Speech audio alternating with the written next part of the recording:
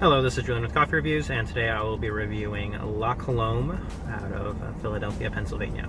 I'm currently outside of their location in Fishtown off Frankfurt Street, and I will be trying their washed Peru Guayacan. So let me go ahead and take a sip.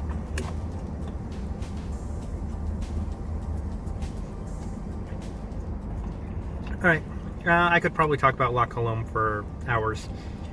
Started here they're headquartered here in Philadelphia and started here originally.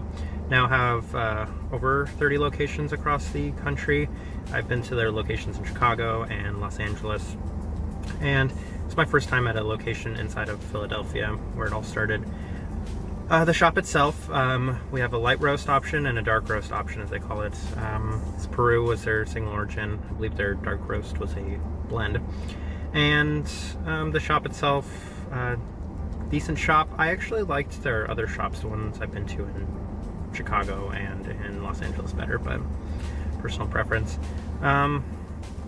The coffee roaster themselves, I've been fortunate, I guess, that I've had an opportunity to try them. I think the first time I drank them was probably 10-ish, maybe less years ago. It's been a while. I've been drinking their coffee for a long time.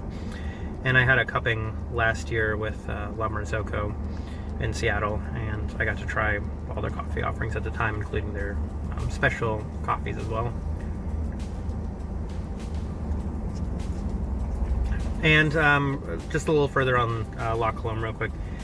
They became a really prominent roaster after their purchase in 2015. They're now big, I would say nearly, if not as big as Blue Bottle, and it's because of their draft lattes. And I grabbed one real quick because I wanted to try it out from the shop itself. I've actually never gotten a draft latte from La Colombe before, and I was actually kind of impressed. These things are actually really good. When you're deviating from coffee at this point, in my opinion, like I wouldn't drink this on a normal occasion, but when in Philly, I guess I wanted to try their draft latte.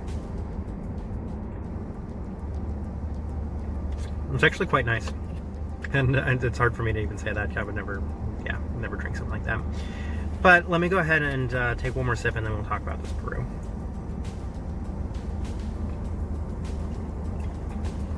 Okay.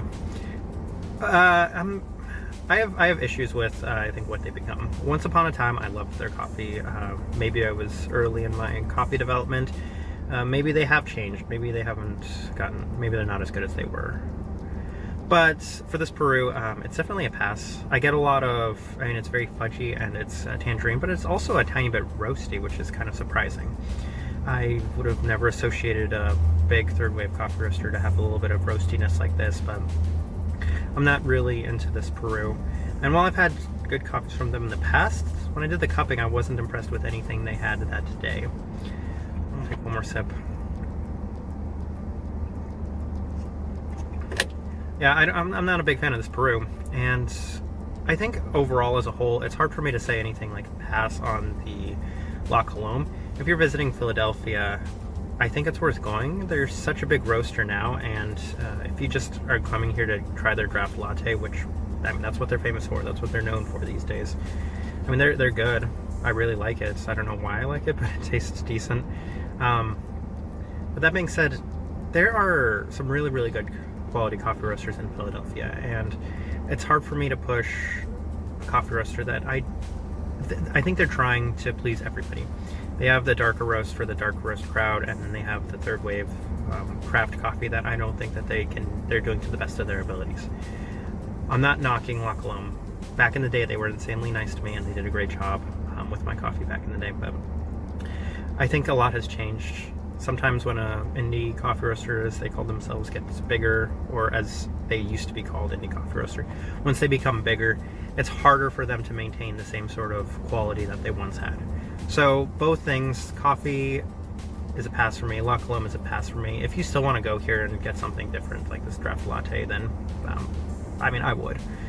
I would probably take somebody here and say, hey, try their draft latte, but their coffee is not my first choice.